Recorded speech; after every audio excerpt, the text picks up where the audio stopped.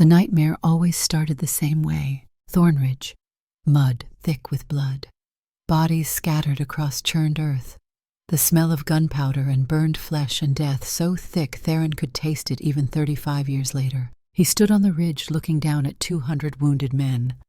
Boys, really, most barely 20. They reached for him with bloody hands, called for help that would not come. The enemy was closing in, 800 soldiers who could still fight, 200 who could not. Mathematics of survival, he chose 800. In the dream, the abandoned rose from the mud, turned ruined faces toward him, asked the question that had no answer. Why us? Theron woke gasping. Not in his chambers at Ironhold Castle where he had ruled for 30 years, not in the bed where he had slept as Alpha King. He woke in a cage, cold stone pressed into his ribs, iron bars cut into his back. When he tried to speak, nothing emerged but a low animal whine. Wolf. He was still the wolf. 8 months since Marcus had looked at him with pity. Since his protégé, the young general he had raised from nothing, had stood in the council chamber and spoken words that still echoed. "You are tired, old friend. You have earned your rest." Then Corvain had stepped from shadows, ancient mage with hands glowing like dying stars. The curse had felt like drowning and burning simultaneously. Every cell rewritten in a language of agony. Bones shattering and reforming, throat collapsing around screams that came out as howls. The last thing he remembered as a man was Marcus turning away. Too much mercy to watch, too little courage to stop it. That had been 8 months ago. Theron pushed himself upright carefully. Fresh wounds from yesterday's torture crisscrossed his body. The guards had learned the curse made him hard to kill but not hard to hurt. Around him the market of the damned stirred to life. This was where the kingdom's darkness pooled and festered, where flesh was sold alongside weapons, where outlawed magic changed hands under blood-stained tables. He had shut down a dozen such places during his reign, had thought evil could be eliminated through force of law. Now he was inventory. Item 7. King reduced to commodity. Movement across the market square caught his wolf senses. A woman. She did not belong here. Everything about her screamed wrong place, wrong time. Worn clothes but carefully mended. She walked with a slight limp, favoring her left leg, but her eyes scanned constantly, assessing threats, tracking exits. Military bearing. She was buying medical supplies from a back alley vendor, not civilian bandages, but military-grade field equipment, the kind used when people were bleeding out and seconds mattered between life and death. Theron watched her negotiate. Professional, efficient. She knew the value of every copper piece, paid exact change, walked away without wasted motion. She was leaving, smart. This place devoured people like her. Then the wind shifted. The scent hit Theron like a physical blow. Lavender and steel. An impossible combination that should not work but did. Clean soap and old weapons oil. Herbs and sharpened blades, softness wrapped around edges that could cut. His wolf senses sharpened instantly. Every instinct suddenly focused with intensity that made his heart race. Mine, something whispered deep in his chest. Ours. He shook his head violently. Impossible. The curse had taken everything. Surely it had taken this too, the ability to recognize a mate. But his wolf knew. Even trapped in this broken body, even cursed and dying, his soul recognized hers. Across the market, the woman froze mid-step. Her hand went to her ribs in an unconscious gesture, like something had struck her. Her head turned slightly, nostrils flaring. Could she feel it too? No. She was human. She would not understand the pull, the recognition, the bone-deep certainty that here, finally, was the other half of his soul. She was fighting something internal, every survival instinct screaming at her to leave this terrible place.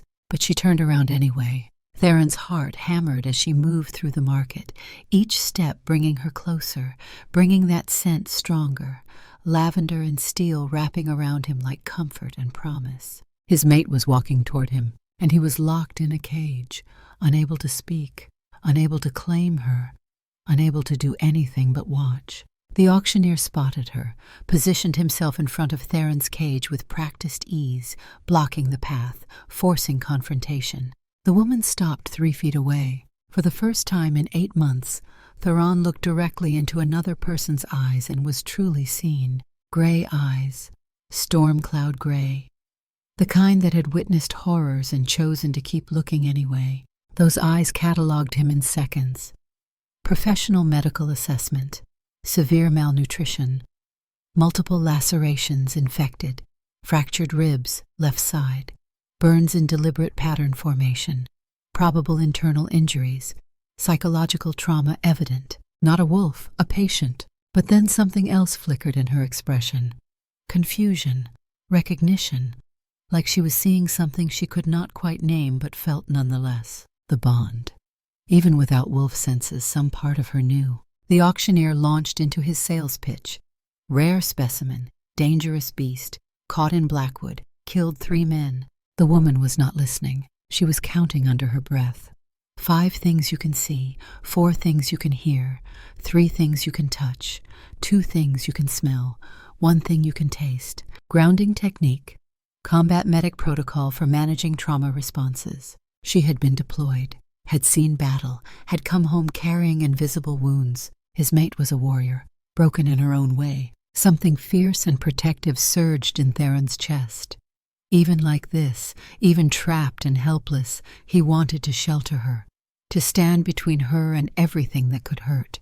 The auctioneer named his price, 300 gold. The woman flinched, not at the amount but at what it represented.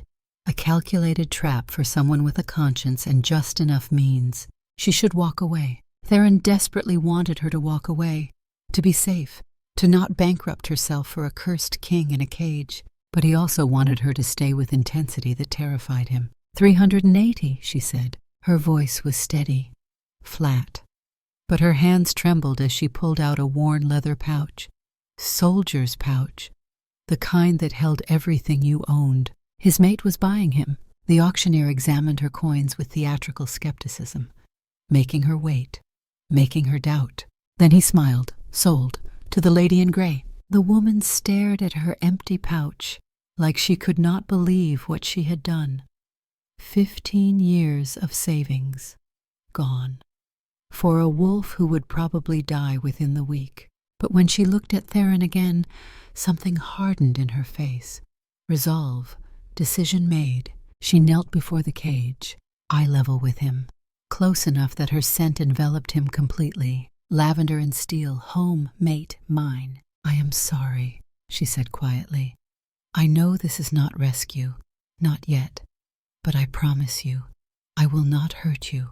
I will not leave you, and I will get you out of here. Theron wanted to laugh, wanted to weep. His mate was promising to save him, and she did not even know what she was to him. She unlocked the cage, stepped back, giving him choice. When he emerged, she did not flinch, did not reach for weapons, just stood there, patient, waiting. Run or trust? Theron looked at her, really looked, saw exhaustion in her shoulders, old injury in the way she held her left leg. Quiet competence of someone who had survived the unsurvivable. Saw his mate, his partner, the one his soul had been waiting for. He could not leave her, not now, not ever. He walked toward her building, toward the narrow door, toward captivity of a different kind, but also toward the only freedom that mattered, being near her. She followed behind, not leading, not controlling, just present. Her scent a constant reminder of what he had found, what he stood to lose. The stairs were agony, each step torture on his injured leg. But he climbed, because she was behind him, because giving up meant losing her. Her room was tiny, sparse, but it smelled like her. Lavender and steel and safety. Home, she said simply. Theron collapsed in the corner farthest from the door. Strategic positioning, back to wall, eyes on exits. But also the position that let him watch her, protect her. The woman locked the door, shoved a table against it. Not much of a barricade, but something. Then she turned, and the professional mask slipped for just a moment. Fear, exhaustion, bone-deep weariness. She was too thin. Meals were luxury, not guarantee. She had bankrupted herself to buy him, guilt cut sharp. But underneath it, fierce gratitude that she existed, that fate had brought them together. "I have been hungrier," she said quietly. "I have been more scared. I have been more alone. This was my choice. Nobody forced me. I saw you and I knew." She moved to build a fire, hands steady now. Soldiers needed missions. "My name is Elara," she said as she worked. "Elara Gray, 12 years Medical Corps, 3rd Battalion, Northern Front. Honorable discharge 3 years ago after shrapnel to shoulder and leg. Now I sew for those who can pay and treat veterans who cannot." She glanced back, firelight catching in gray eyes. "I do not know who you were. I do not know what you did or why they did this to you. But I know what I see now. A soldier who has been tortured. A prisoner who needs treatment and dignity. That is enough for me. Elara." Her name was Elara. Theron felt something break inside. Not the curse. Something deeper. The armor he had built. The wall between who he had been and what he had become. She saw him. Not the monster, not the king, just a soldier who was suffering. His mate saw him. "I need to check your wounds," Elara said. She approached slowly, telegraphing every movement. "Some are infected. Sepsis will set in if untreated. I am going to touch you. If you need me to stop, growl." She knelt beside him, hands hovering, waiting for permission. Theron held perfectly still. Every instinct screamed to snap, to drive her away before she could hurt him. Pain had taught him to expect pain, but she was his mate. His wolf knew it with certainty that transcended reason. He did not growl. Elara's fingers touched his fur, gentle, clinical. But her touch sent electricity through him, the mate bond responding. Even in this cursed form, his body recognized hers. She worked in sections, cataloging damage with professional efficiency. Whip marks across his ribs, burns on his shoulders forming symbols she could not read. Deep cuts stitched closed with rough twine, now weeping infection.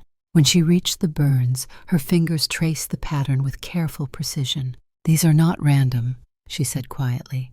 "Ritual markings, spell work. Someone with significant power did this deliberately." She sat back on her heels, pieces clicking together. "You were cursed. This was not disease or accident. Someone transformed you, someone cruel." Theron met her eyes, held her gaze, nodded slowly. Anger flickered across her face.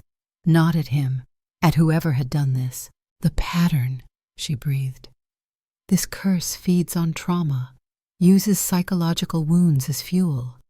Every time you experience pain, relive something terrible, it strengthens the binding." She looked at him with something between awe and horror. "This curse traps you in your worst memories, uses them to maintain the transformation." Theron felt cold despite the fire. She understood.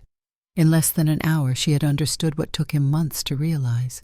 The curse was not just his cage, his mind was. Elara stood, pacing the small room. If the curse feeds on trauma, breaking it requires addressing that trauma, not suppressing, actually processing and healing, which is, she laughed without humor, nearly impossible.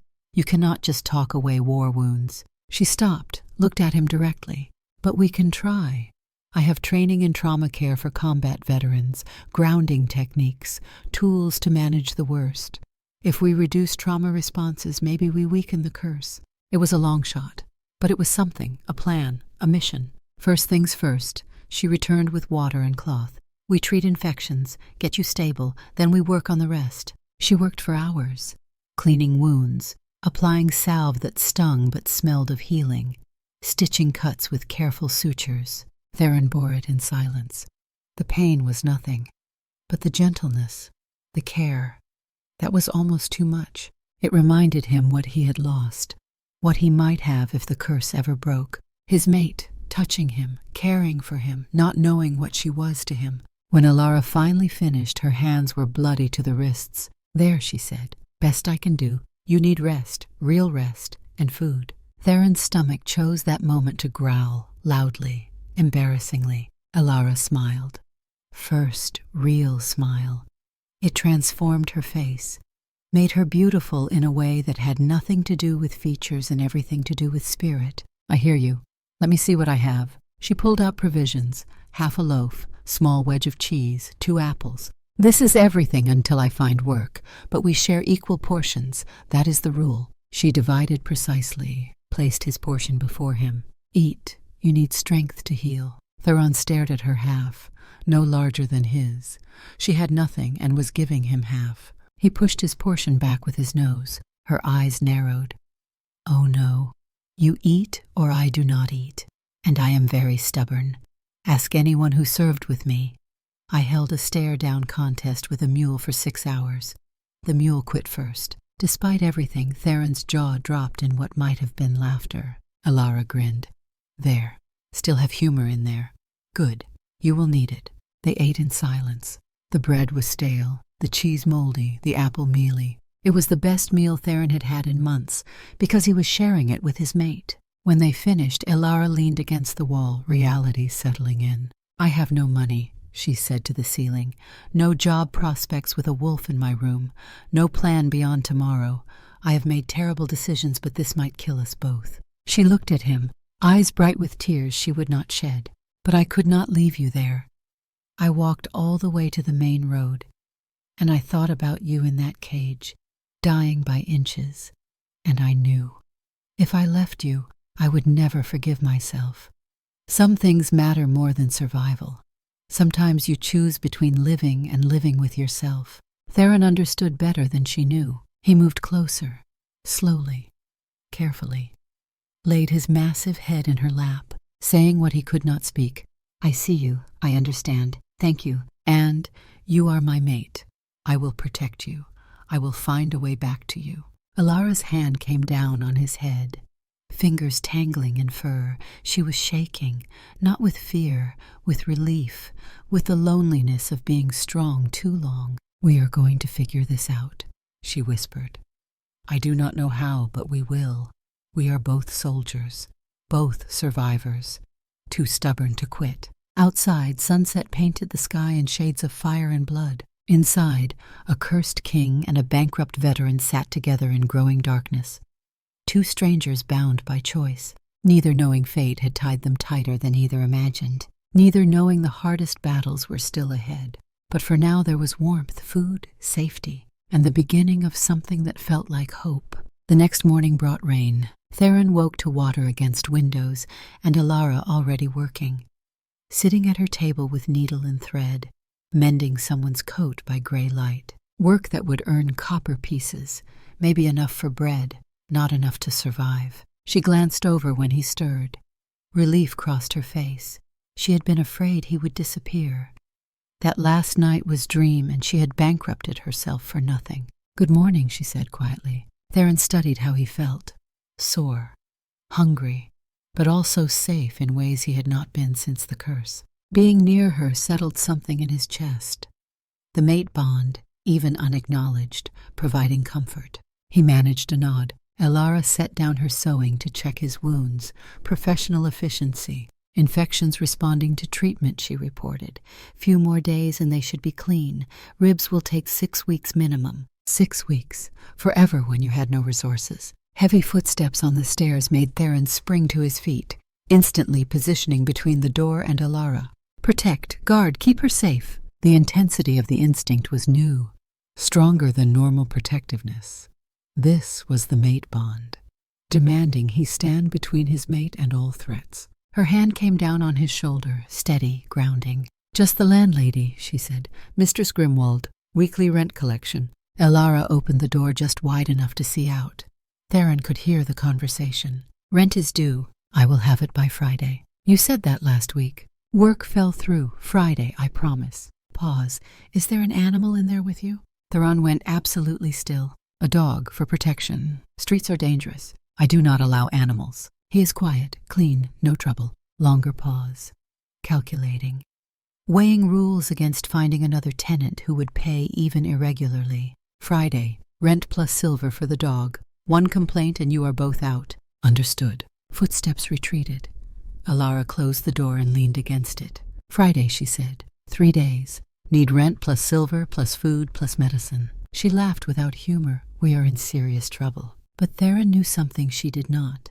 He was not helpless. Even cursed, he had capabilities, senses, skills. The problem was communication. He moved to her sewing supplies, found charcoal for marking fabric, picked it up carefully in his jaws, trying not to break it. "What are you doing?" Alara asked. Theron carried the charcoal to the floorboards near the window, lowered his head, began to write. Letters were rough, uneven, wolf-mouth not designed for this, but they were recognizable. H-E-L-P. Alara dropped to her knees beside him, hand flying to her mouth. "Oh my God," she breathed. "You can write. You understand. You are intelligent, fully aware." Theron nodded, wrote more. Wa-I-S-M-A-N, was man, past tense. Because he was not certain he could ever be man again. Alara was crying, silent tears tracking down her face. "I am so sorry," she whispered. "They took everything from you, your body, your voice, your life, trapped you like this for months." She reached out hesitantly. "May I?" Theron leaned into her touch immediately. Her arms came around his neck, not holding an animal, holding another person, someone she recognized as equal. "We will fix this," she said into his fur. "I do not know how, but we will find a way. You are not staying like this.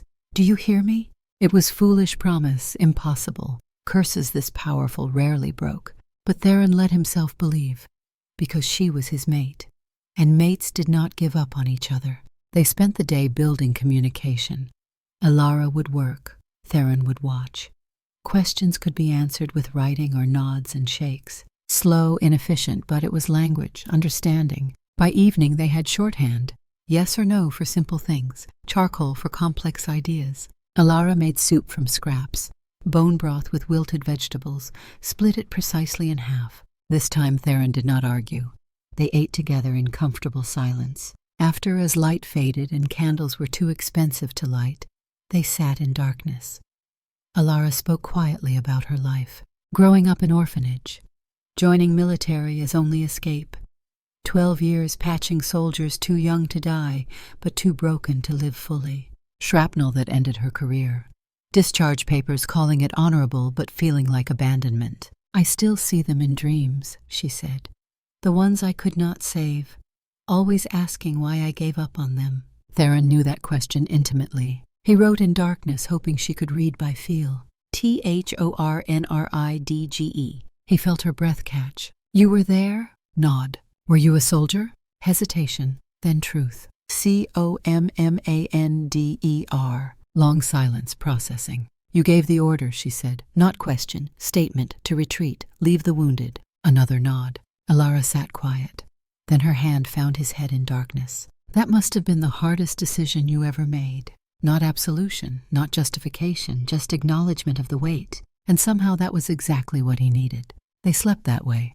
Her hand on his head, his presence warm against the cold. Two soldiers who understood some wounds never healed. You just learned to carry them better. The nightmare came again, but different this time. When the dead asked their question, Theron had something new. Not an answer, but a witness. Someone who understood. He woke with tears in his fur. Alara still sleeping beside him. The curse marks on his shoulders flickered, dimmed slightly. Healing. He was healing. The week passed in quiet rhythms. Alara found sewing work paying barely enough. Theron contributed what he could. Hunting rats, small birds, leaving them at the door as offerings. She thanked him gently but suggested other food sources. They were both starving to feed each other. By week's end, something had shifted.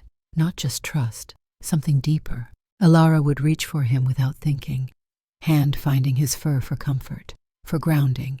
Theron would position himself protectively, between her and doors, between her and windows, the mate bond demanding he guard her. On the 7th night, sitting together by firelight, Alara spoke quietly. "I do not know who you were before this. I do not know if you were good or bad or something between, but I know who you are now. Kind, brave. You help even when you can barely help yourself." She paused, met his eyes. "This sounds insane. We just met. But I feel like I have known you longer. Like something in me recognized you that first day." Theron's heart stopped. She felt it, the bond, the pull. She did not have wolf senses to name it, but she felt it. He moved closer, pressed his forehead against her knee, saying what he could not speak. I know, I feel it too. You are my mate, my partner, everything. Alara's fingers traced the curse marks on his shoulder. We will break this, she said. Fierce, certain. I do not care how long it takes. We will break this and I will meet you. The real you. Softer, I think I am going to love him. Theron closed his eyes. Let himself believe that when the curse broke, when he could speak and touch and claim his mate properly, she would still want him. That their bond would survive in human form. Outside, the city slept. Inside, two souls drew closer, finding in each other what they had been missing. The curse would not break easily. The road ahead was long and uncertain, but they would walk it together. Mate and mate, soldier and soldier. Two broken pieces fitting together to make something stronger. On the 8th morning, Theron woke to voices outside. Not the landlady. Multiple men, heavy boots, the particular rhythm of people preparing for violence. He was on his feet instantly, every sense sharpening. Hunters. Alara woke to his low growl. Years of military training bringing her from sleep to alertness in seconds. How many? She whispered. Theron held up one paw, closed it, opened it again. 10. More than they could handle. The footsteps grew louder, closer. No attempt at stealth. They knew Theron could hear them. Then the voice he had been dreading, smooth, cultured, the auctioneer from the market. I know you are in there, girl. We want the wolf. Send him out and you live. Your choice. Alara looked at Theron. Tactical assessment in her eyes. 10 armed men versus 1 injured wolf and 1 veteran with a knife. The math was not good. She moved to the window, checking the drop. Too far to jump safely, but survivable with proper technique. Can you make that jump? Theron nodded. Then go. I will hold them here. He shook his head violently, moved to block her path. The mate bond screamed. Protect, guard, do not leave her. She laughed. Low, bitter, stubborn bastard. Fine, we do this together. The door exploded inward. Magic crackled. Acrid smoke filled the air. The auctioneer stepped through with 5 mercenaries at his back. More on the stairs. Both exits blocked. Well, well, he said. Cozy. But I am afraid Magus Corvain has revised his offer. He no longer wants the wolf alive. He wants it dead. Before it can transform, before it can remember who it was.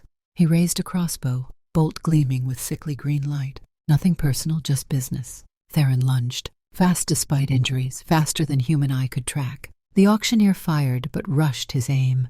The bolt caught Theron's shoulder. Not killing shot. But the poison burned like liquid fire. His legs buckled, room spinning. Through the haze he heard Alara scream, not fear, rage. She moved like she had never left the battlefield. Knife finding the first mercenary's throat before he could raise his sword. The mate bond flared. Seeing his mate in danger triggered something primal. The curse marks blazed, not weakening, strengthening.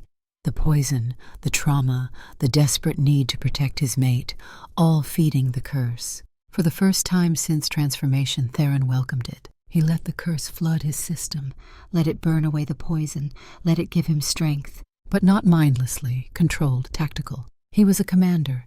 He knew how to channel violence into purpose. The shift came different this time, not full transformation to human, something between. His body elongated, bones restructured.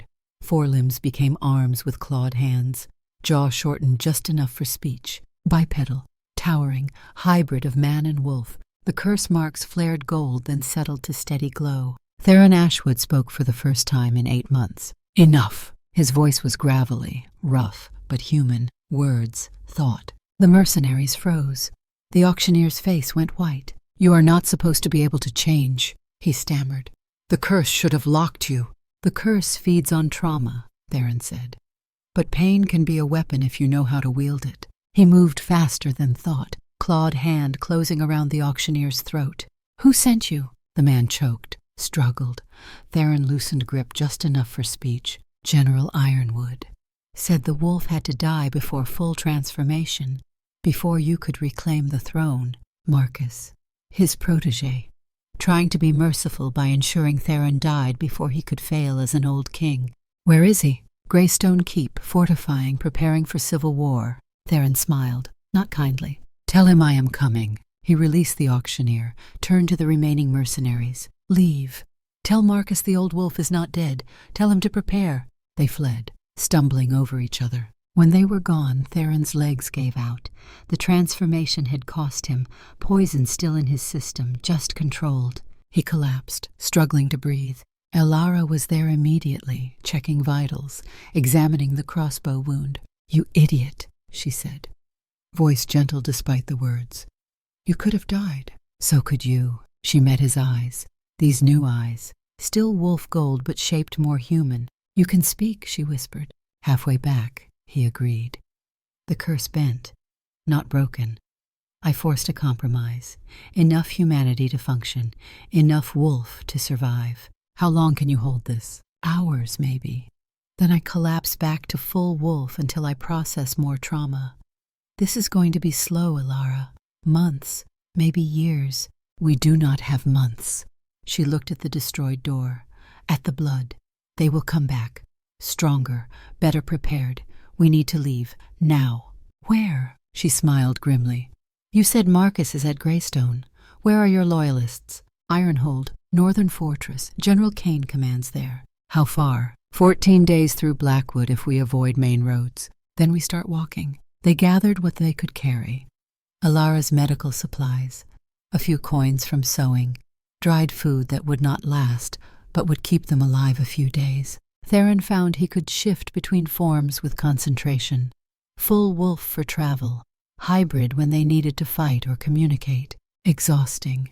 Each transformation burned energy he could not spare, but possible, and possible was enough. They left through the window, dropped into the alley. Rain had started again, washing away their blood trail. As they moved through the city's shadows toward the eastern gate, Theron stayed close to Elara, protecting her, the mate bond singing in his blood.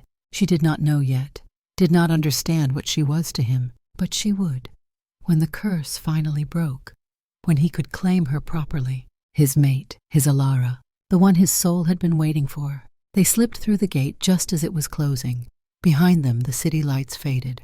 Ahead lay Blackwood Forest, wild, dangerous, but it was the path toward freedom, toward healing, toward the future, and they would walk it together. The journey had just begun. The rain washed away their blood trail, but it could not wash away the hunters. Theron led Elara through the city's underbelly, narrow alleys, forgotten passages, routes he remembered from decades of military planning. Every shadow could hide enemies, every sound could signal pursuit. Behind them, torches multiplied, Marcus's men mobilizing, the word spreading that the cursed king had not only survived, but could shift to hybrid form, could speak, could fight. That made him dangerous in ways a simple wolf was not. Elara kept pace despite her injury, years of military training overriding pain. But Theron could smell the blood from her reopened shoulder wound, could hear the hitch in her breathing. His mate was hurt, and he could not stop to tend her. The bond screamed at him, protect, heal, keep her safe. But staying meant capture, meant death for her and a return to that cage for him. So he kept moving. They reached the eastern gate just before dawn. The same guards who had let them through a week ago with a bribe. This time the guards had orders, weapons drawn, no passage. Theron shifted to hybrid form. The transformation cost him. Poison still in his system from the crossbow bolt, but he forced it anyway. "Stand aside," he said, voice gravelly but commanding, "or I go through you." The younger guard's hand shook on his spear. The older one studied Theron with veteran's eyes, recognized authority even in monstrous form. "I have a daughter," the older guard said quietly. "About her age." He nodded at Elara. "She lives in the north. I have not seen her in 3 years because I cannot afford the journey home." Theron understood. The man was negotiating. "Go," the guard continued, "before the captain arrives. And if you win whatever war is coming, remember the guards who let you through." "I will remember," Theron promised. They slipped into the darkness beyond the walls. Behind them, dawn broke over a city on lockdown. Ahead lay Blackwood Forest. Freedom or death. They would find out which soon enough. The first 3 days were brutal, constant movement, minimal rest, living on whatever they could forage or hunt. Theron remained in wolf form to conserve energy. The hybrid transformation burned too much too quickly. Better to save it for when they needed communication or combat. But being trapped in wolf form around his mate was torture of a different kind. Her scent, lavender and steel. It surrounded him constantly, the mate bond growing stronger with every hour they spent together, every moment of survival they shared. He wanted to speak, to tell her what she was to him, to properly claim his mate. Instead, he could only show her through actions. Hunting for food, keeping watch while she slept, positioning himself between her and every potential threat. Alara seemed to understand anyway. She would rest her hand on his head absently, talk to him like he was fully human, share her thoughts and fears with the quiet certainty that he heard, that he comprehended. On the third night she woke screaming from nightmare. Theron was beside her instantly, pressing close, offering comfort the only way he could. "Sorry," she gasped. "Old deployment dream. I thought I was past them." Her hands found his fur, gripped tight. He could feel her shaking. "Tell me something good," she whispered. "Something that is not war or blood or dying. Tell me there is still beauty in the world." Theron wished desperately that he could speak, could tell her about the sunset he had watched from Ironhold's highest tower, about the way snow fell on the northern mountains, about the sound of his daughter's laughter. Instead, he leaned against her, solid, present, real, and somehow that was enough. "You are good," she said after a while. "In all this darkness, you are something good.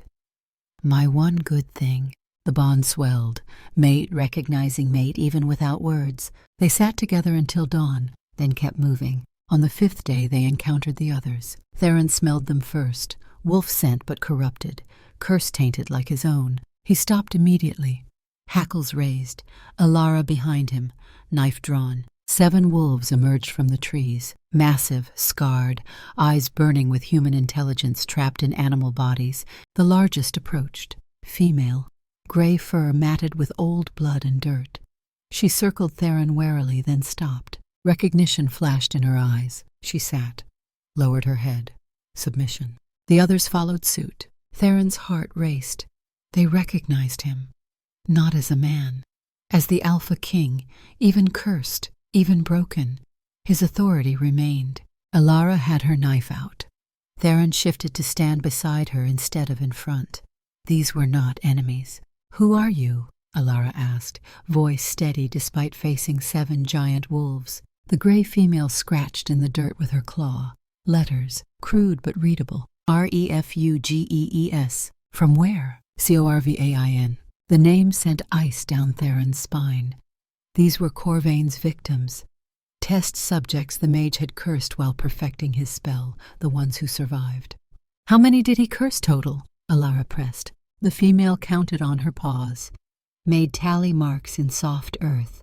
30. 30 alphas cursed, only 7 still sane, the rest dead or feral. "Where are the feral ones?" "Dead or Hunting. Alara looked at Theron. He could see her tactical mind working, processing threat assessment, resource calculation. "Why are you here?" she asked the wolves. "Why not hide?" Heardkinglives. The gray female wrote, Wanttohelp. 7 cursed alphas wanted to join them. 7 more soldiers who had lost everything and were willing to fight to reclaim it. Theron looked at Alara, waiting.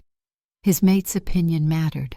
They were partners in this, equals. "Can they shift like you?" Alara asked. "To that in-between form?" The female shook her head. Only him, only true alpha could force the curse to compromise. Alara studied the 7 wolves, seeing past the monstrous forms to the people trapped inside. "We take them," she decided, "all of them. They deserve a chance, and tactically we need every advantage we can get." Theron felt the bond warm at her compassion, at her tactical thinking, his mate seeing both the moral and strategic value. He nodded agreement. The gray female's tail wagged once, gratitude. They traveled as a pack after that, slower but safer.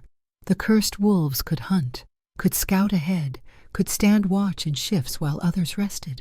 Alara treated them like soldiers under her command, checked them for injuries despite having limited medical supplies, taught them the grounding techniques she had taught Theron. 5 things you can see, 4 things you can hear, 3 things you can touch, 2 things you can smell, 1 thing you can taste. Most of the wolves could not manage it.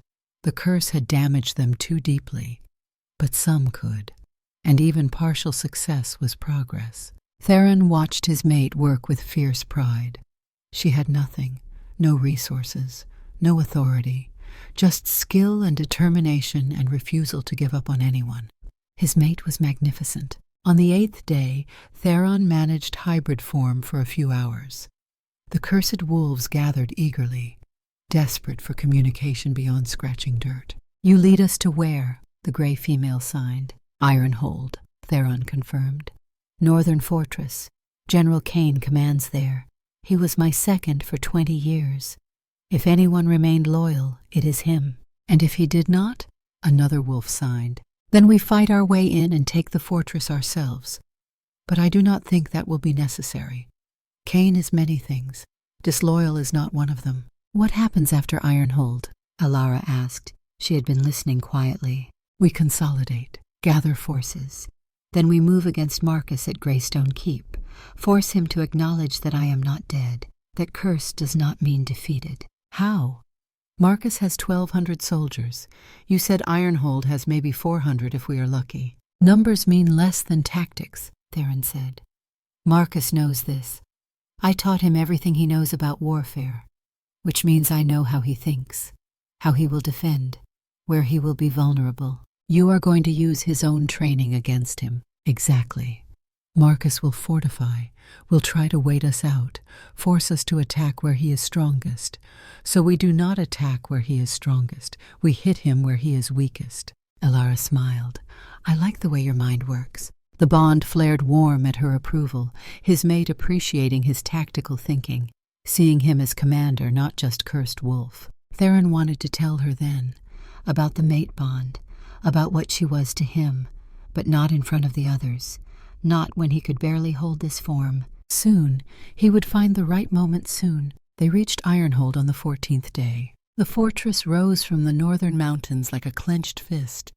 Massive walls, defensive towers, built to withstand sieges that could last years. Theron had designed parts of those defenses himself during his early reign, knew every passage, every secret entrance, every weak point. Guards challenged them at the outer wall. Theron shifted to hybrid form, stepped into torchlight so they could see him clearly. "I am Theron Ashwood," he said, voice carrying command despite the monstrous form. "Your Alpha King. I have returned to reclaim what was taken. Fetch General Kane. Tell him the old wolf is back." The guards stared, disbelieving. One was young, could not have been more than 20, too young to have served under Theron directly. But the other was a grizzled veteran missing 2 fingers on his left hand. He had been at the Battle of Coldridge 15 years ago, had stood in formation when Theron walked the lines before the charge. The veteran went to his knees. "My king," he breathed, "we thought you dead. Marcus said Corvain had killed you." "Reports of my death were exaggerated," Theron said. "Now get Kane. We have work to do." They were brought inside. Through corridors Theron had walked 1,000 times as a man, past barracks where he had trained generations of soldiers, into the great hall where he had held court. General Kane was at the war table, 62 years old, grizzled, scarred, missing his left eye to an arrow that should have killed him 20 years ago. He looked up as they entered, saw Theron, froze. "Holy hell," he said, voice rough. "It really is true. You miserable old bastard. You actually survived." Theron managed a smile despite the hybrid form, making it look fierce. "Survived is generous. I am functional. That will have to do." Kane crossed the hall, studied Theron with his remaining eye, taking in the curse marks, the hybrid form, the wounds still healing. "You look like absolute hell." "I have been through hell. Can you still fight? Can you?" Kane laughed, sharp, harsh. "That is my king, still a bastard even when half-wolf." His expression sobered. We have problems. Big ones. Marcus has Greystone Keep, 1,200 soldiers, support of at least half the nobility. He is claiming regency in your absence, says anyone who claims you are alive is spreading dangerous sedition. How many do we have here? 400 combat ready. Another 200 in support roles. Supplies for maybe 2 months if we ration carefully. After that we start eating the horses. Not enough to storm Greystone. Not even remotely close. And Marcus knows our tactics. You taught them to him. He will fortify, wait us out, force us to attack into his strength. Then we do not storm Greystone, Theron said. We make him come to us, or we find another way to force his hand. Cain raised an eyebrow. What do you have in mind? We spread word. The king has returned, cursed but unbroken. Any alpha who wants freedom from Corvain's experiments should rally at Ironhold. We make this fortress a sanctuary, a symbol. And when Marcus sees alphas gathering here, he will have to respond. And when he does, we meet him in open field, where numbers matter less than tactics and terrain. It was a gamble, but war was always a gamble. Cain considered, then nodded slowly. I will spread the word through our networks. But Theron, you need to understand something. Half my soldiers think you should step aside. They respect you. Many even love you. But they are tired. They have seen too many old warriors try to reclaim glory and fail. They will follow you into battle if you order it, but only if you can prove you can still lead. Then I will prove it, Theron said simply. Movement at the hall entrance. A woman strode in, young, 28, wearing royal colors, brown hair pulled back, green eyes that were so much like his late wife's.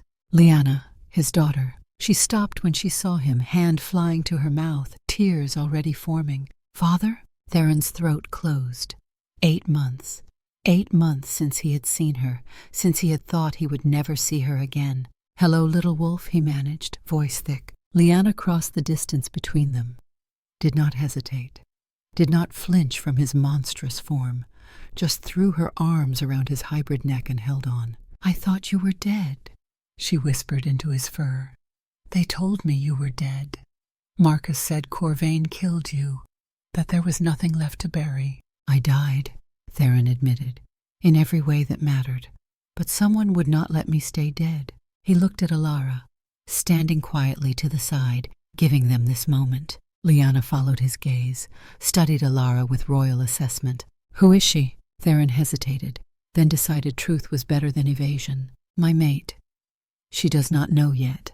I have not had the words to tell her properly, but she saved me, bought me from a slave market with money she could not afford to spend, healed my wounds, helped me remember I was still a person underneath this curse. She is everything. Lyanna pulled back, looked at him seriously. Your mate? You are certain? The bond does not lie. Yes, I am certain. Alara cleared her throat. I can hear you, you know. I am standing right here. Theron turned to her, met those gray eyes. You are my mate, he said directly.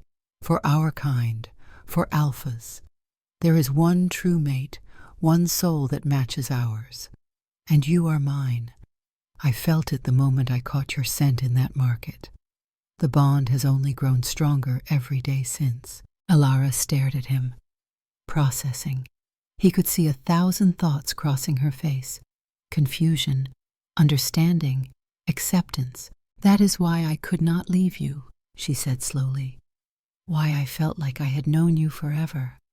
Why being near you feels like coming home. The bond. Yes, the bond chose us before we chose each other. And if I had not bought you that day, if I had walked away, then I would have died never knowing my mate existed. And you would have lived your life feeling like something was missing, but never knowing what. Alara crossed to him, stood close enough that her scent enveloped him completely. I want you to know something, she said. Bond or no bond, fate or no fate, I choose you, I choose this, I choose us. Then she kissed him, her human lips on his hybrid mouth, awkward, strange, perfect. The mate bond exploded with joy, flooded them both with warmth and rightness and completion. When they broke apart, Alara was smiling. That was weird, but also amazing. We are definitely doing that again when you are fully human. I am very much looking forward to that, Theron said. Cain cleared his throat loudly. As happy as I am that our king has found his mate, we still have a kingdom to save. Perhaps we could handle the romantic reunion later? He was right. But Theron felt lighter than he had in months. His mate knew. His mate accepted. The bond was acknowledged. They spent the next week preparing. Theron trained with Cain's soldiers, proving he could still fight despite the curse, still think tactically, still inspire and lead. The 7 cursed wolves integrated into the fortress. Soldiers were afraid at first, but fear turned to respect when they saw the wolves hunt with intelligence, fight with purpose, demonstrate loyalty and control.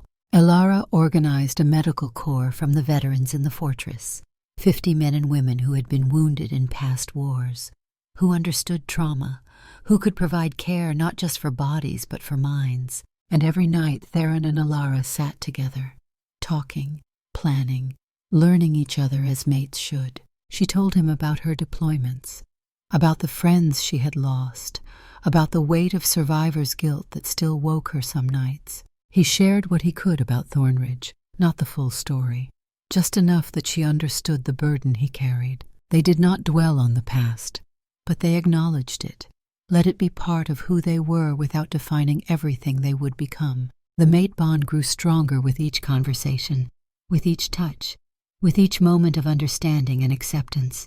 On the 8th day, a messenger arrived, not human, magical projection. Corvain appeared in the great hall like a ghost, tall, thin, ancient beyond measure, power radiating from him like heat from a forge. Theron Ashwood, he said, voice echoing strangely.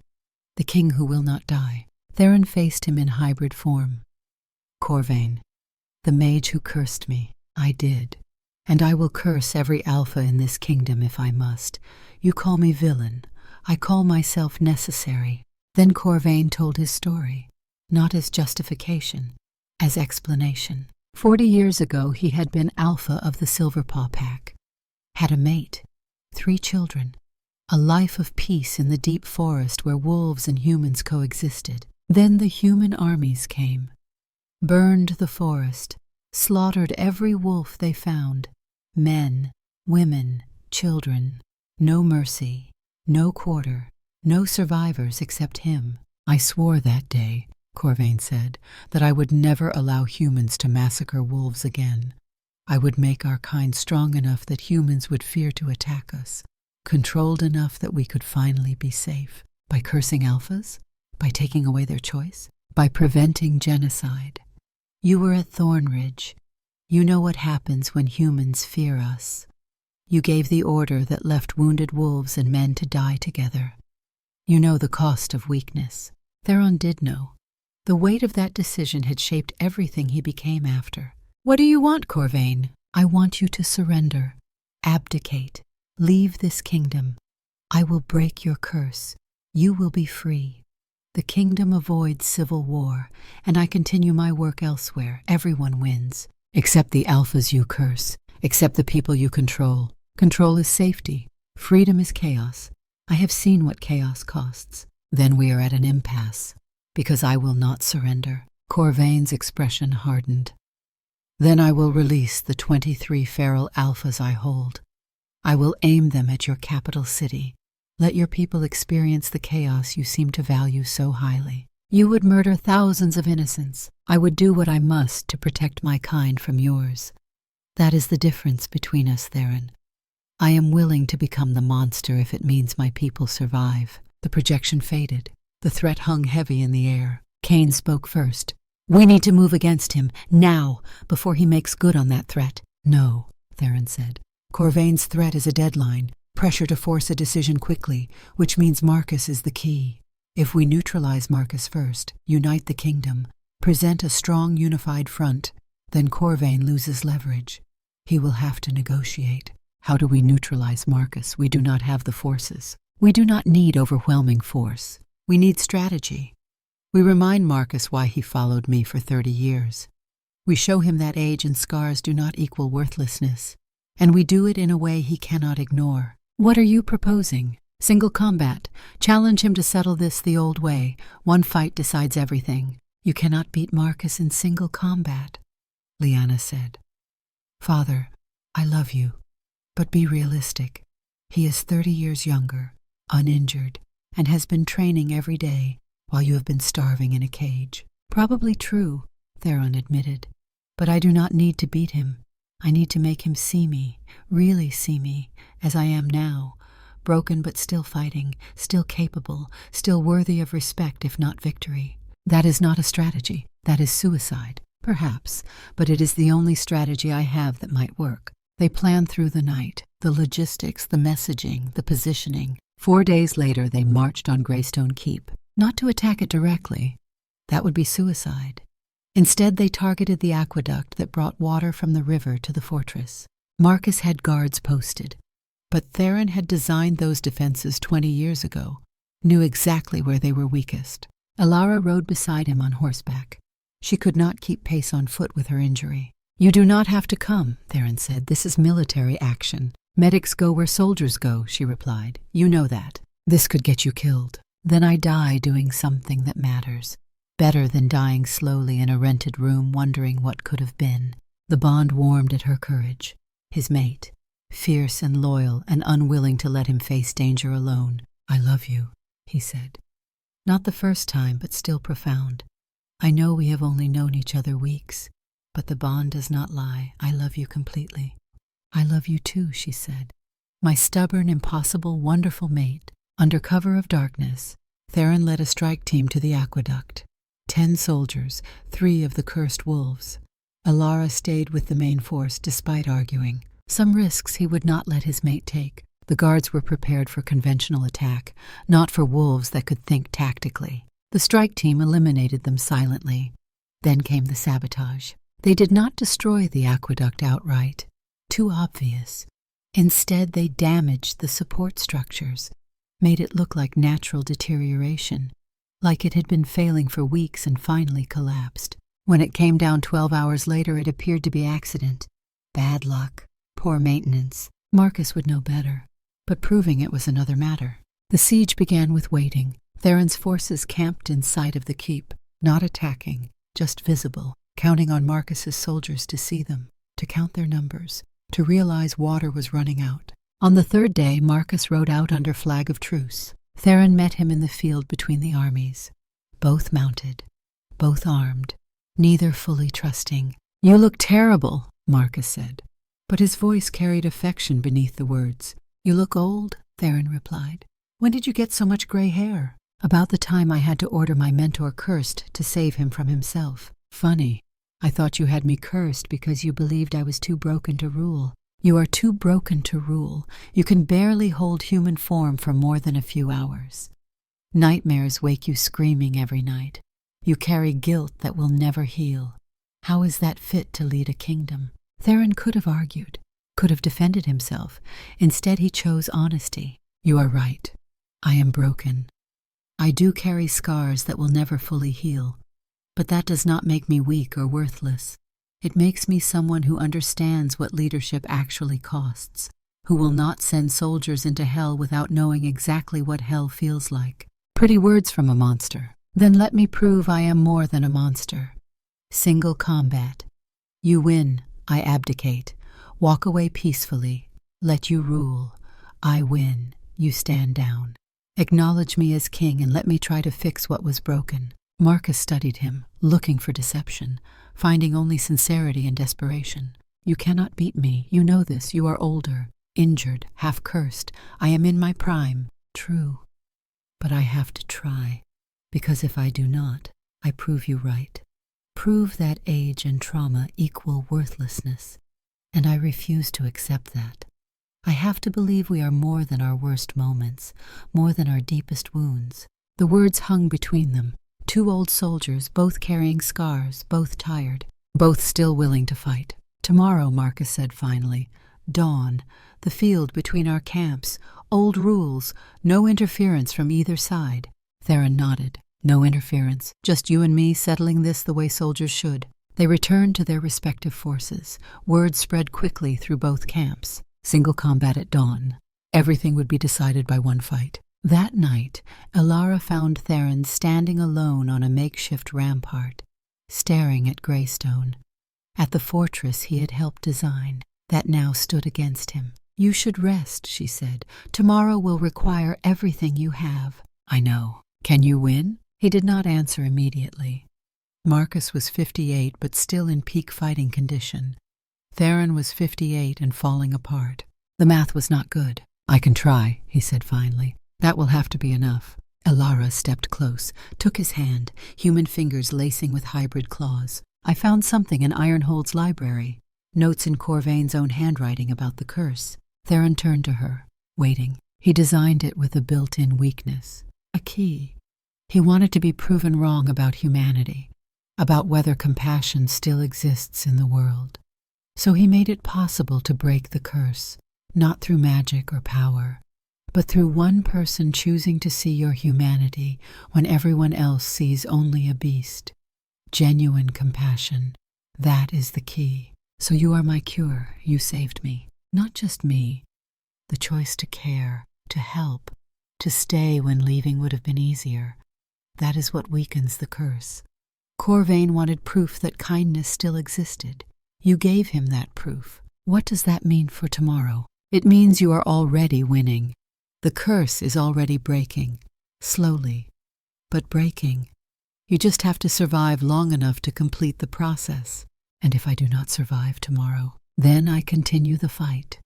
She was fierce about this. Your daughter, your general, your soldiers. We finish what you started, because you taught us that broken things can still matter, that scars prove survival, not failure. The mate bond swelled with love and gratitude, his Elara, his mate, his everything. He pulled her close, breathed in her scent, lavender and steel. Home. Thank you, he whispered, for seeing me, for staying, for choosing me. Always, she replied. Mates do not abandon each other, ever. They stood together in the darkness. Tomorrow would bring violence, would bring answers or endings. But tonight there was this. Two souls who had found each other against impossible odds, who had chosen love even when fate gave them every reason to despair. And that was worth fighting for. Dawn came too quickly. The armies assembled in the pre-dawn gray, 1,200 soldiers on Marcus's side, 400 on Theron's. But this was not a battle of armies. This was between two men. Marcus rode into the field, perfect armor gleaming, sword sharp and ready, every inch the professional soldier. Theron walked out on 2 legs, hybrid form, no armor, just claws and teeth and desperate hope. They met in the center, 20 paces between them. Last chance to surrender, Marcus said. You can still walk away from this. So can you. I am doing this for you, to save you from yourself. Then you misunderstand what I need saving from. It is not the curse, Marcus. It is the belief that I am beyond redemption, beyond worth, beyond service. And you are. Then let me prove otherwise or die trying. Either way, this ends today. Cain raised the horn at the edge of the field. For a moment everything was still. 2 soldiers, 2 brothers in all but blood, about to try to kill each other. Then the horn sounded, and everything changed. Marcus moved first. He was fast, faster than Theron remembered. The years had not slowed him down. If anything, they had honed him, made him precise, economical. Every movement calculated for maximum efficiency. His blade came in low, aiming for the leg, trying to cripple. End this quickly before Theron could find his rhythm. Theron twisted aside, barely. The sword passed close enough that he felt the wind of it, close enough that he understood just how outmatched he was. This was not going to be a fair fight. It was never meant to be. Marcus did not pursue immediately. He circled instead, professional, patient, letting Theron tire himself, letting the hybrid form burn through energy that could not be replaced. Smart. It was exactly what Theron would have done. You taught me well, Marcus said. His voice was conversational, like they were sparring in the training yard instead of fighting for a kingdom. Every weakness you have, I know. Every tell, every habit. You cannot surprise me. Then I will have to disappoint you, Theron replied. He lunged, not at Marcus but past him, forcing the general to turn, to reset his stance, breaking the rhythm Marcus was trying to establish. It was a small thing, but small things mattered in combat. Marcus adjusted instantly, brought his blade up, But Theron was already moving again, using his wolf speed, his hybrid strength, not trying to match Marcus's technique, but to overwhelm it with raw physicality. Their weapons met, claws against steel. The impact sent shocks up Theron's arms. Marcus did not budge. "You are slower than you think," Marcus said. "Your hybrid form gives you strength but costs you endurance. How long can you maintain it? An hour? 2? Long enough. For what? To prove a point? To die with dignity? This is not a path to victory, old friend. This is suicide with witnesses. Then why are you sweating?" It was true. Small beads of perspiration on Marcus's forehead. Not from exertion, from stress, from the knowledge that even wounded, even cursed Theron Ashwood was still dangerous. Marcus attacked in earnest then. A combination of strikes that would have killed a normal opponent in seconds. High, low, feint, reverse. Textbook perfect. Exactly as Theron had taught him, which meant Theron knew what was coming. He parried the first strike, dodged the second, took the third on his shoulder where the cursed flesh was toughest. The blade bit deep, but not deep enough. Not through muscle, not to bone. And while Marcus was extended, while his weight was forward, Theron struck back. His claws raked across Marcus's sword arm, not deep, not crippling, but enough to draw blood, enough to prove that the old wolf still had teeth. Marcus pulled back, looked at his arm, at the red lines welling up through his armor. "First blood," Theron said. "Do you yield?" Marcus smiled. It was not a kind expression. "No. Do you?" They circled again, both bleeding now, both breathing hard. The armies around them were silent, watching, waiting. Thousands of lives balanced on the outcome of this single combat. Theron could feel his hybrid form beginning to slip. The transformation took enormous energy he had already burned through in the duel. His vision was starting to blur at the edges. His limbs felt heavy. Minutes. He had minutes before he collapsed back to full wolf. Marcus saw it happening, saw the tremors in Theron's legs, the way his breathing had turned ragged. "It is almost over," Marcus said, not with triumph, but with something that sounded like grief. "You fought well, better than I expected, but age and injury cannot be overcome by will alone. Watch me try." Theron lunged again, put everything into it, all the strength he had left, all the desperate hope that willpower could substitute for youth. But this time his body did not obey as it should. His left leg buckled, old war wound from Thornridge choosing this moment to betray him. He stumbled, caught himself, but the opening was there. Marcus could have killed him. One thrust, through the throat or heart, it would have been quick. Instead, Marcus slammed the pommel of his sword into Theron's temple. Stunning blow, not lethal. Theron went down hard, tasted blood and dirt. "Yield," Marcus said, standing over him, sword raised for the killing stroke he clearly did not want to deliver. "Please, just yield." Theron tried to rise. His body would not cooperate. The hybrid form was breaking down, fur receding, claws shortening. He was collapsing back to full wolf whether he wanted to or not. The curse marks on his shoulders flared, bright, painful, reminding him that he was still trapped, still broken, still unable to maintain the one form that let him communicate, let him rule, let him be who he needed to be. "This does not have to end in death," Theron managed to say before his throat changed, before speech became impossible. "We can stop this, find another way." "There is no other way. You are too proud to step aside. I am too committed to back down. One of us leaves this field dead or broken. Those are the only outcomes." "You are wrong." "Then prove it." Theron felt the last of his hybrid form slip away, felt himself become wolf completely. 4 legs, animal body, human mind trapped inside but unable to communicate, unable to negotiate, unable to do anything but fight or flee. He should have fled, should have run, saved himself to fight another day. But that would prove Marcus right, prove that he was too broken to lead, too damaged to serve. So instead Theron did something unexpected. He sat, lowered his head, exposed his throat, the universal gesture of surrender in wolf culture. Marcus froze, sword still raised, staring. "What are you doing?" Theron could not answer, could only wait. Trust that Marcus would understand. The field was silent, both armies watching, confused. This was not how duels ended, not how wars were decided. Then Alara's voice rang out, clear, strong. The king yields. He acknowledges you as the superior warrior, but he does not yield the throne. He yields the combat. There is a difference. She was walking toward them now, limping across the battlefield, unarmed, unthreatening. Just a woman trying to prevent needless death, and Theron's mate. The bond sang even in this moment of defeat, even when everything seemed lost. Marcus lowered his sword slightly. What difference? Leadership is not determined by who wins fights. It is determined by who has the wisdom to know when to fight and when to yield. Theron is showing you that wisdom now. He could keep fighting, could die trying to kill you. But what would that prove? That he is too stubborn to recognize when someone else is stronger? You already know that. So what is he asking for? 30 days. 30 days to prove he can break the curse. To show that broken does not mean worthless. If he fails, he steps aside peacefully. You take the throne with his blessing. But if he succeeds, you acknowledge that strength is not the only measure of fitness to lead. And if Corvain attacks during those 30 days, then you face it together.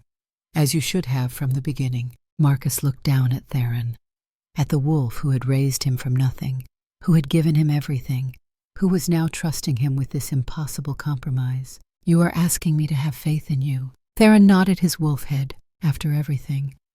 After you could barely hold yourself together for this duel. You think you can break a curse in 30 days that you could not break in 8 months? Another nod, slower this time, less certain, but still there. Marcus stood in silence for a long moment, the entire assembled army holding its breath. Then he sheathed his sword. 30 days, he said. But conditions. You return to Ironhold. I hold Greystone. We maintain the ceasefire. If Corvain attacks, we coordinate defense. And if you fail to break the curse by the deadline, you abdicate. No arguments, no last-minute extensions. You step aside and let someone else bear the burden. Agreed, Alara said on Theron's behalf. How do I know he will honor this? Marcus knelt, brought himself to eye level with the wolf, looked into those golden eyes that still held human intelligence. Because I know you. You would die before breaking your word. That is who you are. That is who you have always been. He extended his hand, placed it on Theron's head. Not a gesture of dominance, a gesture of trust.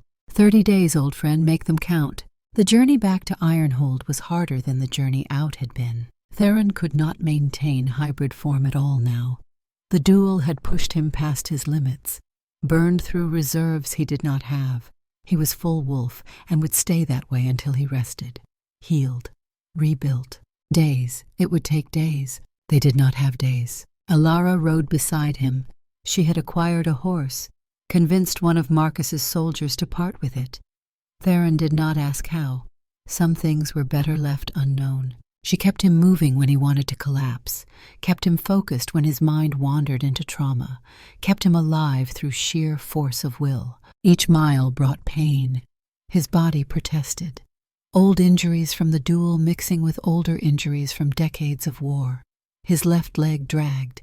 The shoulder where Marcus had landed that stunning blow throbbed with every step. But he kept moving, because stopping meant giving up, and giving up meant proving Marcus right. On the second night, camped in a small cave, Alara shared what she had learned from Corvain's notes. She had spent hours in Ironhold's library before they left, reading, researching, looking for answers. The curse has layers, she said. She was using a stick to draw diagrams in the dirt, trying to explain complex magic in simple terms. Physical, mental, spiritual. You have worked on the mental, confronted your guilt, processed some of your trauma. That is why you can shift to hybrid now. But the deeper layers remain locked. How do I unlock them? By confronting not just what you did, but why you believe it makes you unworthy of being human. The curse works on self-perception. It takes your deepest belief about yourself and makes it literal. You believe you are a monster, so you became a monster. To break it completely, you have to change that belief, not just intellectually, not just by processing trauma, but fundamentally, in your bones, in your soul. How? I do not know, but I think it starts with forgiveness. Real forgiveness. Not just saying the words, but meaning them. I cannot forgive what I did at Thornridge. Then you cannot break the curse. Her honesty was brutal but necessary. If you fail, Theron, what happens to the wolves who followed you? The 7 who escaped Corvain? They stay cursed, or they die. Corvain will not show mercy to those who chose you over him. Then I cannot fail. But knowing you cannot fail and actually succeeding are different things. The weight of it settled on him. 7 lives depending on his ability to forgive himself for something he genuinely believed was unforgivable. It should have been impossible. But impossible was becoming familiar territory. There is a way, Alara said slowly. I have been thinking about this. The battlefield, Thornridge. You need to go back there, not in memory but in reality. Face it physically, walk the ground where it happened. Sometimes trauma cannot be healed from a distance. You have to step back into it. Experience it again. But this time with new understanding. That will take a week at least. Then we leave at first light. What if Corvain attacks while we are gone? Lyanna is smart. Cain is capable. They will hold. And if they do not, then we will have failed for the right reasons. That has to count for something. They reached Ironhold on the 4th day. Theron was so exhausted he could barely stand. Alara half-carried him into the fortress, got him to a private room, let him collapse. He slept for 18 hours straight. When he woke, his body still ached, but his mind was clearer. The fog of exhaustion had lifted enough for him to think. Lyanna was there, sitting in a chair beside his bed. She had been crying. He could see the tear tracks on her face. "Father," she said when his eyes opened, "you look terrible." He tried to shift to hybrid, to speak, but the energy was not there. His body refused. She understood, reached out, touched his wolf head. Alara told me about Thornridge, about what you need to do. I think she is right. But Father, I need you to understand something. Even if you do not break the curse, even if you have to step aside, you are still my father, still the man who raised me. The curse does not change that. He made a sound, grateful, pained. Marcus sent a message. The ceasefire holds, but barely. 3 noble houses are pushing him to attack. They say you are stalling, trying to avoid the inevitable. He is holding them off for now, but every day you delay makes it harder. How long do I have? 26 days. You lost 4 getting here. Not enough time. Then you better move fast. She pulled out a map, marked the route to Thornridge. I have arranged supplies, fast horses, an escort of 10 soldiers. Cain wanted to send 50. I told him no. Too many men draws attention. Corvain is watching. We need you to do this quietly. What about the kingdom while I am gone? I will hold it together. Marcus and I have been corresponding, tentatively, carefully, but we are talking, finding common ground. That is something. He has always liked you better than me. She smiled. Tired. Real. Because I do not carry 35 years of guilt. I can make decisions without the ghosts of the past whispering in my ear. But Father, those ghosts also make you who you are. They give you wisdom, empathy, understanding of what leadership costs. Do not think that breaking the curse means erasing them.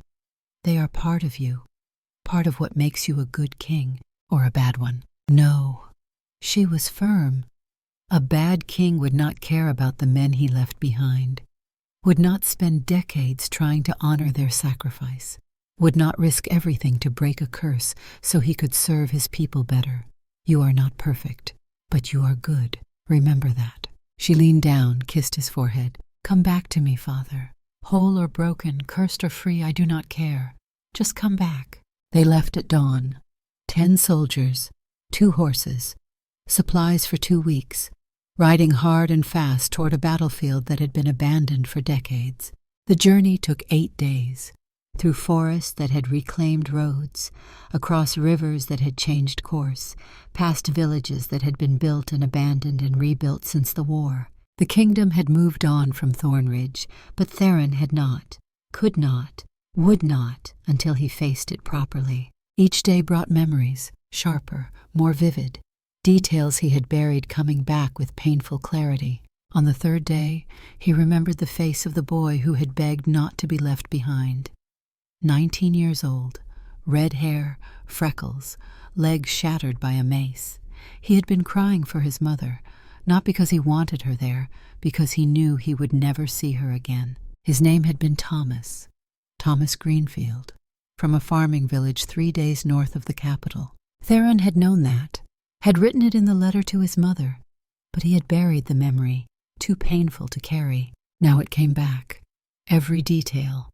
The way Thomas's hands had shaken, the blood soaking through his trousers, the hope in his eyes that had died when Theron turned away.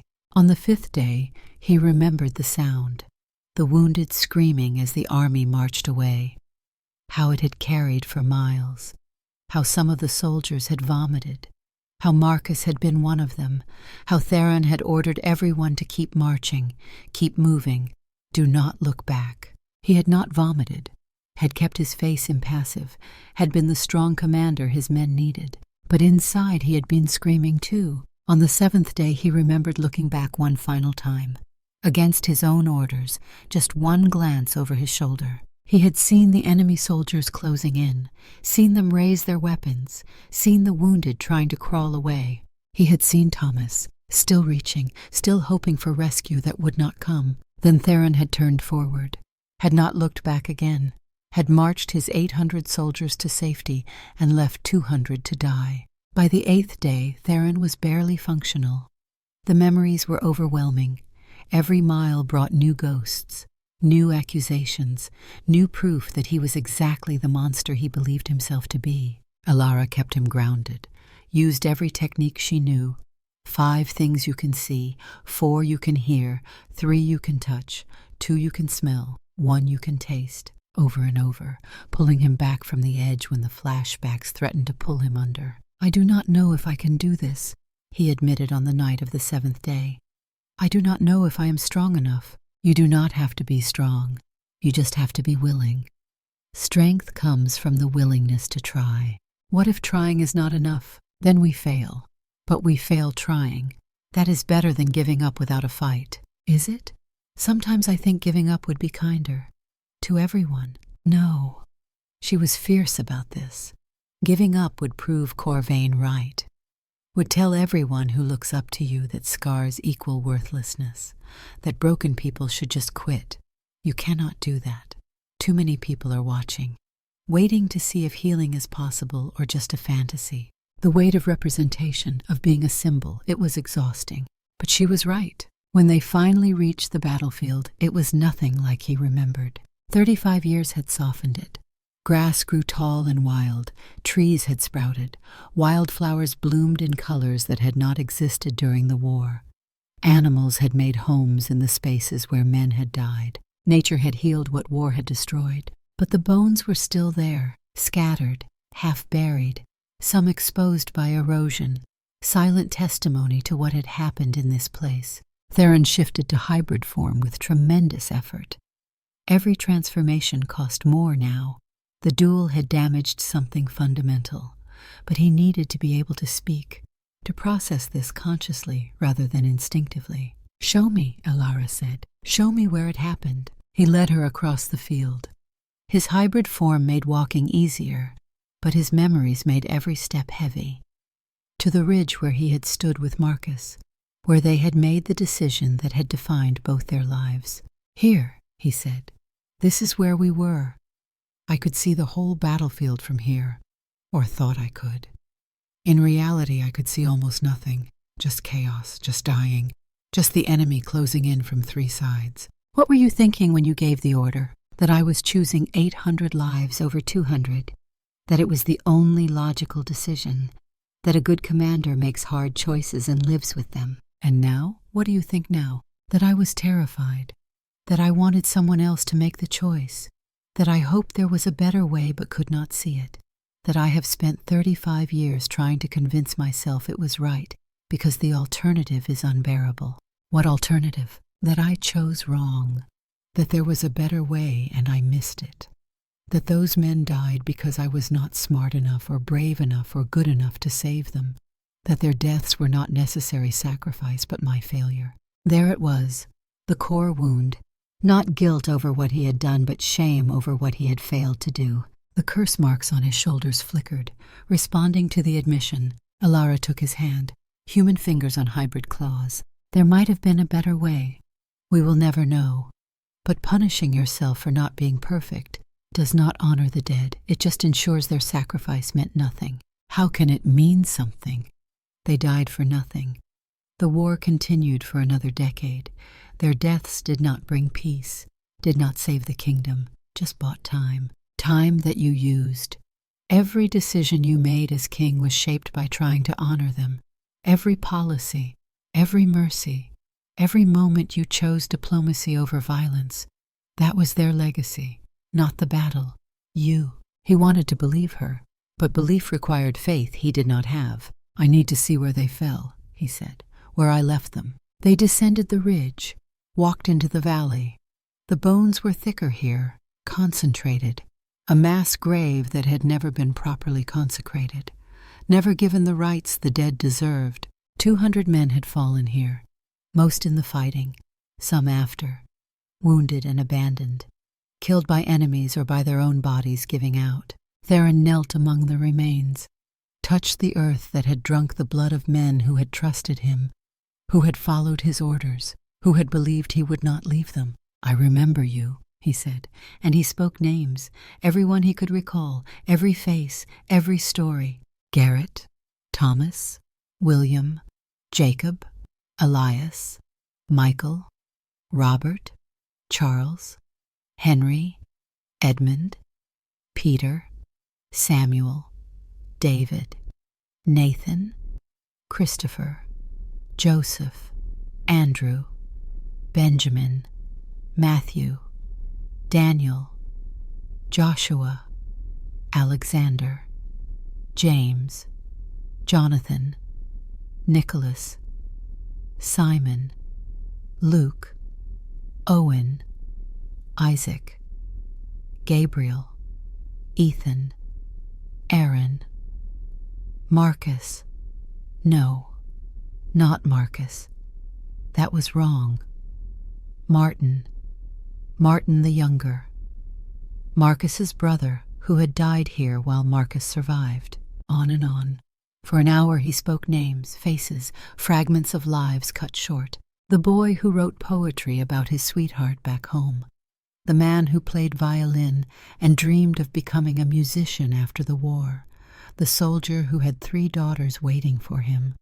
The one who was going to propose to his love when he returned. The blacksmith's son who wanted to take over his father's forge. Not all of them.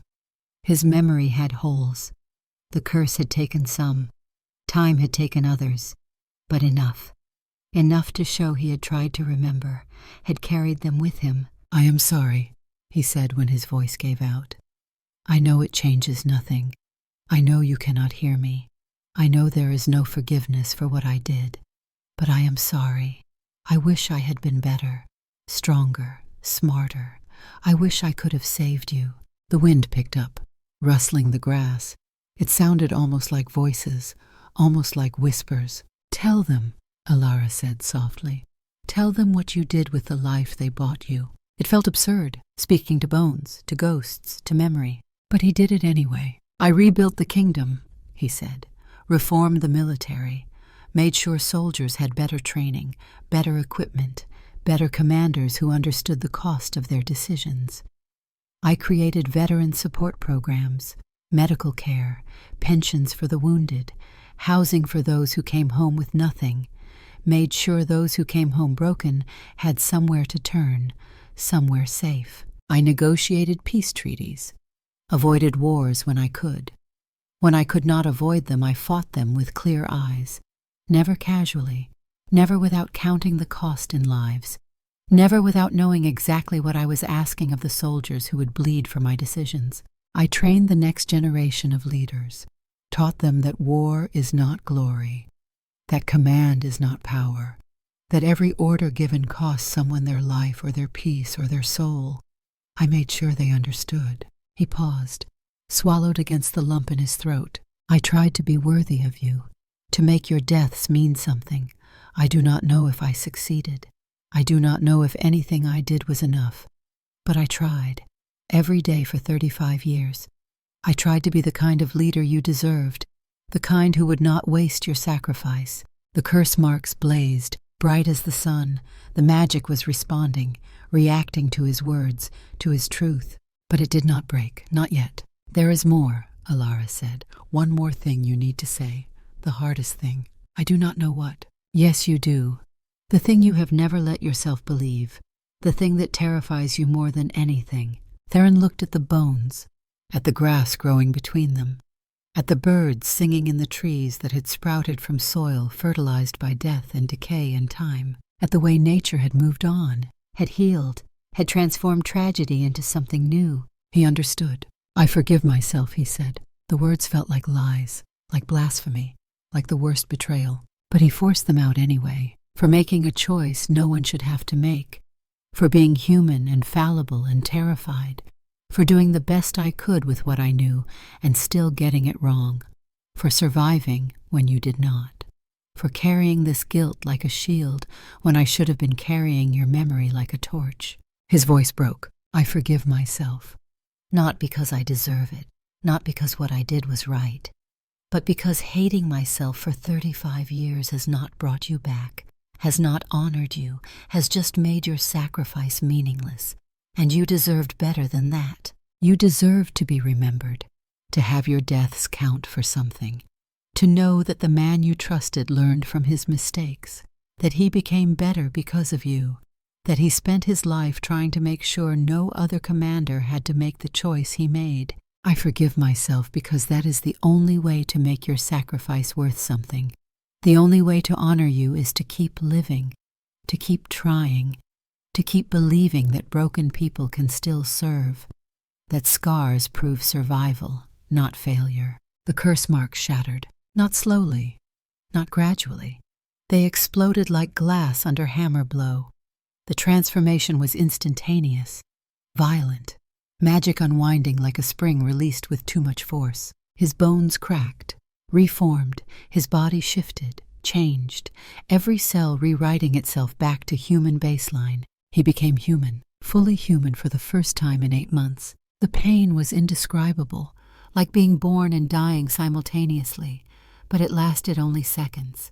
Then it was over. He knelt naked among the bones and wept, not from pain but from relief so overwhelming it had nowhere else to go. Relief and grief and gratitude and loss all tangled together. It was over. The curse was broken. Alara draped a cloak over his shoulders, helped him stand on legs that barely remembered how to balance on 2 feet without a tail for counterweight. You did it, she said, voice thick with emotion. You actually did it. We did it, he corrected. I could not have survived this alone, could not have found the strength. They stood together in the Valley of the Dead. 2 people who had found each other in darkness and walked together toward light, who had proven that broken things could heal if given enough time and care and courage. Then the sky darkened, not naturally, not clouds rolling in or sun setting. This was magic, darkness spreading like ink in water, unnatural, deliberate.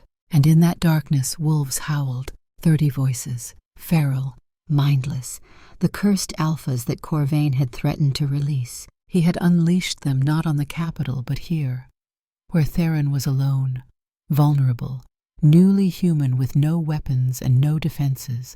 Alara drew her knife, a pitiful weapon against 30 wolves, but it was all she had. Run, she said, I will hold them as long as I can. No, we run together or we die together. We cannot outrun 30 wolves. Then we fight, and we make it count.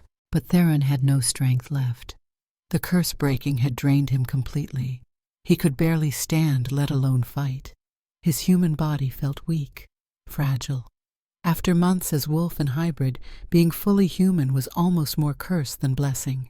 The howling grew closer, shapes moved in the darkness, massive, feral, eyes that glowed with cursed light, mouths full of fangs, no intelligence, no mercy, just hunger and rage. This was it. This was how it ended. On the same field where he had left men to die. Poetic justice or cosmic irony. Either way it seemed appropriate. Then light blazed, bright as midday sun, driving back the darkness with force that made the air crackle. Corvain appeared, not a projection this time. The actual mage. Ancient, terrible, power radiating from him like heat from a forge. Older than Theron had imagined, frailer, but burning with magic that made him seem 10 feet tall. "Theron Ashwood," he said. His voice echoed strangely. "You broke my curse, proved that compassion exists, that humans can care for monsters. Congratulations on your moral victory. If you wanted proof, you have it. Call off your wolves." The 30 feral alphas were circling now, savage, mindless, waiting for the command to attack. "I have proof," Corvain agreed, "but proof does not bring back my family, does not undo the massacre, does not change the fact that humans will always fear what they do not understand and destroy what they fear. Your woman saved you through compassion. Wonderful. But for everyone like her, there are 1,000 who would have let you die, who would have cheered while you burned." So this was always about revenge. No, it was about prevention, about making sure what happened to me never happens to another pack. But you were right about one thing. My methods create the very war I claim to prevent. I see that now. She showed me that. He gestured to Alara. She chose to save you when it would have been easier to walk away. She is exactly what I hoped to find and exactly what I feared did not exist. And I hate her for it, because she proves I was wrong about humanity, that there is good, that compassion survives, and that means everything I did was unnecessary, that I became a monster for nothing. "You can stop now," Theron said. "You can choose a different path. I am too far down this one. Too much blood, too many cursed, too many lives destroyed in the name of protection. Stopping now does not undo that." "So you are going to kill us?" "One of you. The other gets to live with the choice, just like I live with mine." His hand rose. Magic gathered, terrible, beautiful, the power to unmake reality itself. Who dies? Who sacrifices themselves so the other can live? Choose quickly, or I choose for you. Alara stepped forward without hesitation. "Take me, curse me, kill me, whatever you need. But let him go. He has a kingdom to save, people who need him." "No," Theron said. He tried to move, to step in front of her, but his legs would not support him. The curse breaking had left him too weak. "Alara, do not do this." "I have to." She looked at him, gray eyes steady, calm, like she had already made peace with this. "You taught me that being broken does not mean being worthless, that scars can be carried with dignity, that choosing to care, even when it costs everything, is what makes us human. Let me prove I learned that lesson. This will trap you forever." Corvain's voice was not cruel, just factual. "The curse I place will be permanent. No compassion can break it. No love can free you. You will be wolf until you die, unable to speak, unable to touch with human hands, unable to be human again." She hesitated, just for a moment. Then her resolve hardened. "Wait," Theron said. His mind was racing. There had to be another way. There was always another way. "I have something to offer. A bargain." Corvain paused, magic still gathered in his hand. "What bargain?" "You designed the curse to be breakable. You wanted proof that compassion exists, that humans can see past the monster to the person underneath. Well, you have that proof. Alara saved me, stayed with me, helped me break free. So here is my bargain." He took a breath, gathering strength. "She takes the curse, willingly, as the ultimate proof of compassion, the ultimate demonstration that love is stronger than fear. But you make it temporary. Give us a goal, a task, something we can work toward. When we achieve it, the curse breaks. That way you get your proof. You demonstrate the cost of compassion, but you also give us hope, a chance to prove that love can overcome anything. Why would I do that? Because then everyone wins.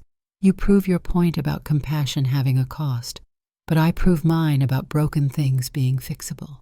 You show that sacrifice matters. I show that sacrifice can be honored through action, not just grief. And if you fail, if you never achieve this goal, then Alara stays cursed.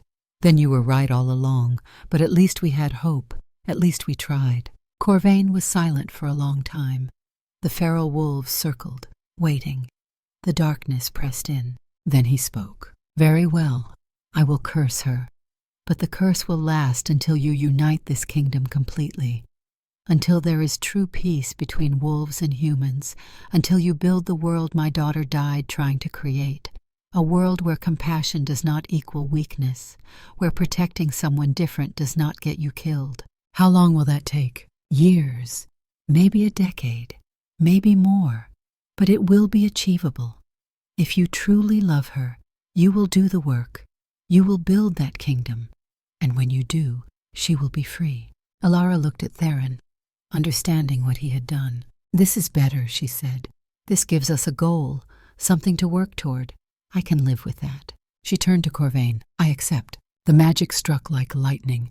Alara screamed, once, sharp, then her body began to change. It was not slow like Theron's transformation had been over months, not agonizing, just instant and absolute and final. One moment she was human, the next she was wolf, gray-furred, smaller than the feral alphas but fierce-looking. Her eyes were still her eyes, still held human awareness and intelligence and everything that made her who she was. But she could not speak, could not touch him with human hands, could not be human until the kingdom was united. Theron caught her as she staggered on new legs, held her wolf body against his human chest. I will break this, he whispered. I swear to you, I will build the kingdom we need. I will unite our people, and I will break this curse. However long it takes, whatever it costs, I will free you. Alara looked up at him, those gray eyes so familiar in an unfamiliar face, and in them he saw acceptance, trust, love. She had chosen this, and she would see it through. Corvain lowered his hand. The spell was complete. Take the feral ones, he said, gestured to the 30 cursed alphas. I release them from my control. They are yours now. Use them well. The wolves collapsed as their curse broke, shifted to human form, confused, naked, disoriented, but free for the first time in months or years. Why? Theron asked. Why curse her but free them? Because she proved my daughter was not alone. Proved that compassion exists even when it costs everything. I wanted to be wrong about the world. She showed me I was. That is worth something. That is worth releasing the others, worth giving you the chance to build something better. And now I leave. My work is done, my experiment complete.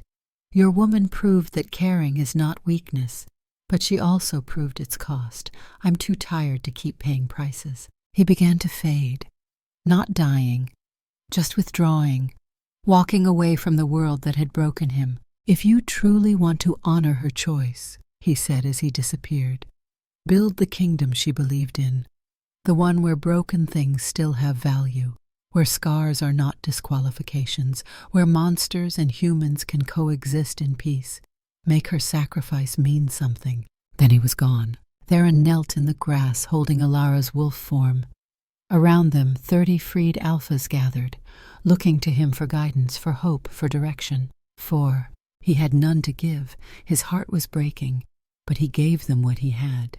We go home, he said, voice rough. All of us. We build something worth the price that was paid here. We prove that her sacrifice mattered, that compassion is stronger than curse, that love can change the world. 6 months later, the kingdom was different. Theron ruled as king with Lyanna as co-regent, learning to share power, to trust the next generation, to let go of control he had held too tightly for too long. Marcus served as general of the combined forces. The civil war averted, trust slowly rebuilding between men who had nearly killed each other. The 30 freed alphas integrated into the kingdom, some as royal guards, some as scouts and trackers, some as ordinary citizens rebuilding lives they thought they had lost forever. Corvain never returned, but his challenge remained. Unite the kingdom. Build peace between wolves and humans. Break Alara's curse. Theron worked toward it every day. New laws protecting shifter rights. Economic programs to integrate wolf communities. Cultural exchanges to break down fear and prejudice. Small steps, incremental progress, but progress nonetheless. The kingdom was healing, slowly, imperfectly, but healing. Theron stood now in Ironhold's garden. Early morning, mist rising from the mountains, the first birds singing. Alara sat beside him, still wolf, still unable to shift back to human. But she was captain of the royal guard, the first wolf to hold that position in the kingdom's history. Respected, feared when necessary, loved by the soldiers she commanded. At night she came to his chambers, slept beside his bed, reminded him through her presence that he was not alone in this work. They had developed their own language over the months, gestures, looks, a bond that transcended words. 2 young people approached, former victims of Corvain's experiments, wolf eyes in human faces.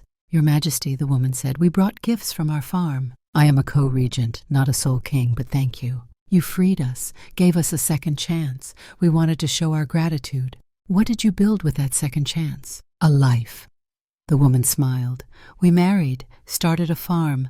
We have a daughter now, named her Alara, after the captain, after the woman who proved that love is stronger than curse." Theron looked at Alara, at the wolf who had given up her humanity to save his, who lived every day with the consequences of that choice and never complained, never asked for pity. "That is a great honor.